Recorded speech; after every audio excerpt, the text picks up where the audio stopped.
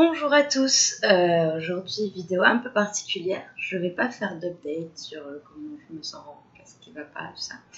J'ai envie de parler d'un sujet en particulier. J'ai envie de parler, bon c'est un rapport avec moi quand même. J'ai envie de parler de la solitude, donc qu'est-ce que c'est la solitude, qu'est-ce qu'on ressent. Alors je dois avouer que j'ai pas préparé de notes, là je me lance comme ça à la volée.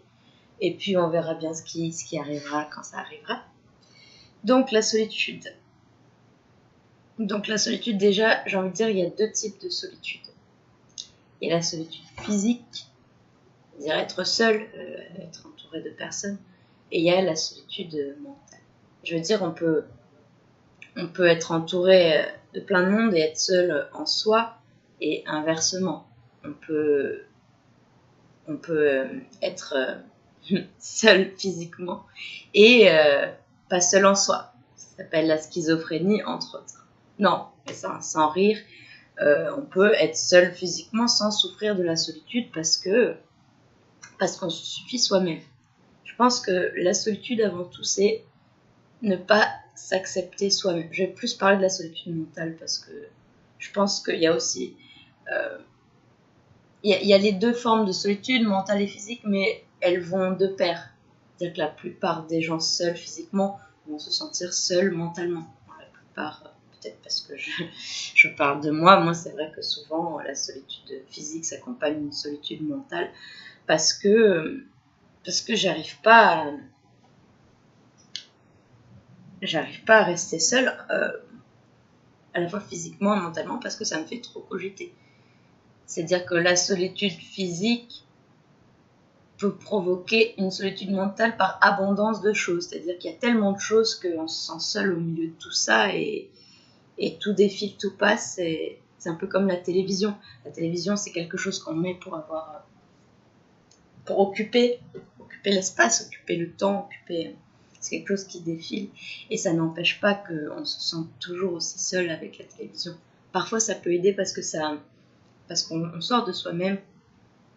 On n'est plus dans le moment présent, on vit la chose avec les protagonistes.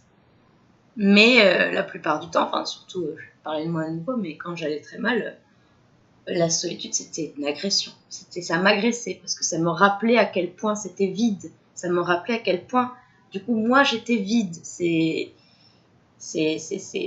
toute façon, en général, on voit que ce qu'on a besoin de voir et qu'on a besoin de... Enfin, on attend que ce qu'on voit nous renvoie quelque chose de nous. La plupart du temps, quand on constate quelque chose dans la vie, qu'on fait des métaphores, c'est toujours basé sur soi, sur ses propres expériences. De toute façon, il n'y a que nous qu'on peut analyser, entre guillemets. On ne connaît jamais l'autre. Enfin bref, après, ça dériverait sur un autre sujet. Moi, j'avais vraiment envie de parler de la solitude. Solitude. Donc la solitude... Comment est-ce qu'on peut combattre la solitude?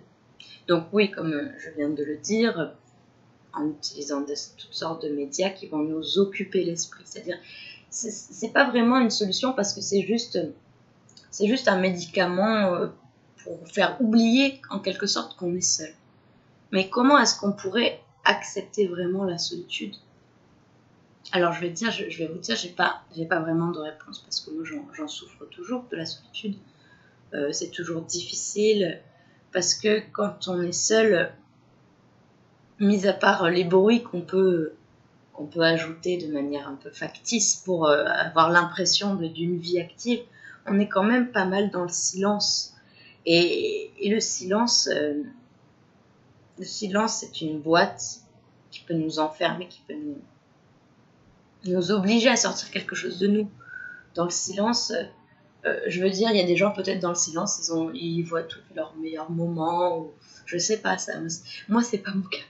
Le silence, ça ne fait pas extérioriser le meilleur en moi.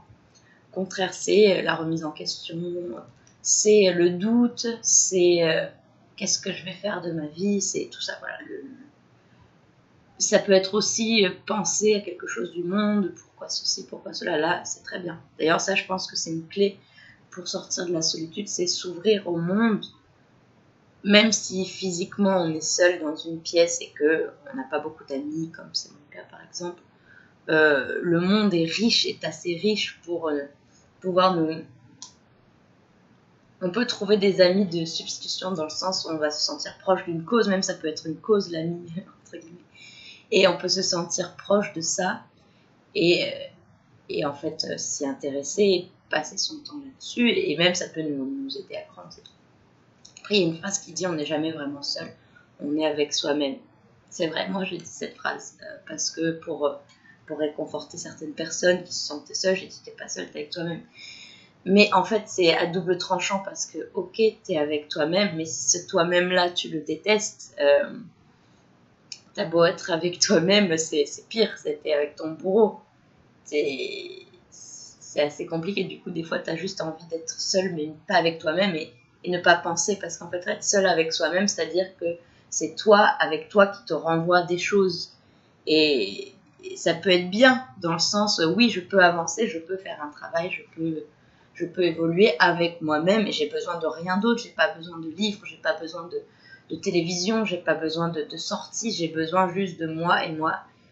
Il y a quand même besoin du monde extérieur, il y a quand même besoin d'avoir un référentiel. De toute façon, c'est moi le référentiel et l'autre moi. Et c'est un jeu de ping-pong, voilà, d'interprétation, tout ça.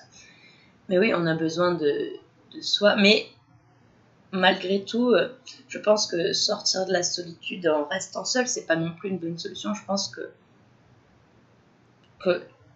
apprendre à vivre seul, même je parle dans la relation amoureuse, c'est quelque chose qui est très bien. Moi, la plupart du temps, je n'arrive pas à rester seule, en fait. Seule, pas, je veux dire, pas dans le sens physique, mais dans le sens sentimental. Parce que c'est trop dur pour moi, que j'ai besoin de ressentir de tout ça. Mais c'est vrai que, du coup, ça crée pas des relations saines avec l'autre parce que l'autre est mon médicament. Du coup, voilà, c'est un substitut de quelque chose.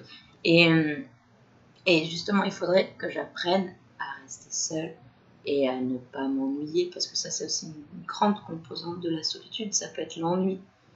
Ça peut être très bien, il y a les pensées qui nous assaillent et qui sont pathogènes, truc. Mais il y a aussi l'ennui de se dire qu'est-ce que je vais faire et pourquoi j'ai envie de rien.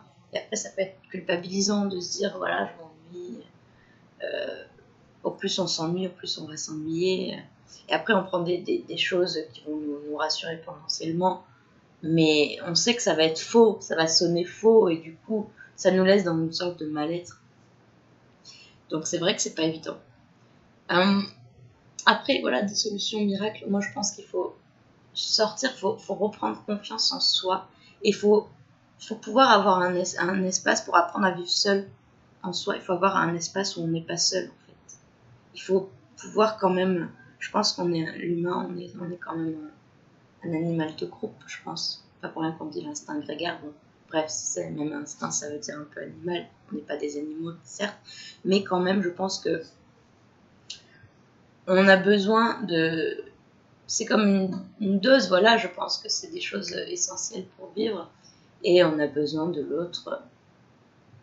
Ça fait un peu utilitariste, genre on utilise l'autre, mais c'est un peu ça. De toute façon, c'est ça, la vie, c'est... On a besoin de ça, on va prendre ça. Et voilà, on est plutôt égoïste dans la vie.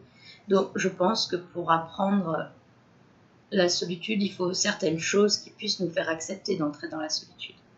Parce que s'il n'y a rien qui nous fasse accepter la solitude, très vite ça va être un piège, on va se sentir pris au piège. En fait, il ne faut pas être pris au piège dans cette solitude-là. Il faut pouvoir dire je veux la choisir. L'idéal, c'est ça, c'est de pouvoir dire je veux rester tout seul là, parce que, par exemple, on vous propose une soirée, vous dites non, j'ai envie d'être seul.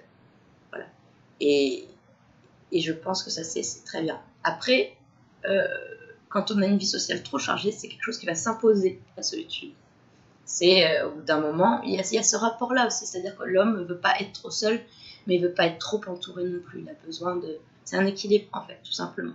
C'est l'équilibre entre le rester avec soi et oublier soi pour l'autre. C'est ça, on a besoin de plus penser à soi et de penser à soi en l'autre plutôt qu'en soi. Enfin, voilà, c'est un petit peu ça. Donc c'est vrai qu'il y a l'autre côté, il y a la solitude dont on a besoin parce que finalement, nous-mêmes, on peut le haïr, mais finalement, parfois on n'est jamais mieux qu'avec soi-même parce qu'on peut se reposer, parce qu'il n'y a pas de... Il n'y a plus de contraintes, entre guillemets, parce qu'on peut être sa propre contrainte aussi. Mais je veux dire, l'exemple tout bête, c'est on a une soirée, on n'en peut plus d'entendre les gens, on n'en peut plus de parler avec les gens, trop de sociabilité, c'est pas bon non plus, on a envie de rentrer chez soi juste pour rien faire. Parfois, le rien, c'est pas mal aussi. Voilà, je pense que la solitude, de toute façon, le mot solitude est connoté négativement quand on parle de solitude, alors qu'il ne devrait pas l'être. On devrait apprendre aux gens à l'opposer à la sociabilité, tout simplement, mais pas de manière négative, c'est-à-dire qu'il y a notre côté extérieur et il y a notre côté intérieur. Mais ça ne doit pas être mortifère, entre guillemets, on ne doit pas se lamenter dans la solitude. Et pour ça, voilà, le meilleur conseil que je peux donner, c'est d'avoir aussi un rapport à l'extérieur. Donc c'est pas évident, il y a des gens peut-être qui ne peuvent pas sortir, se sociabiliser, qui ont peur de l'échec, parce qu'un échec dans la sociabilisation, ça les renverrait à une solitude encore plus profonde. Donc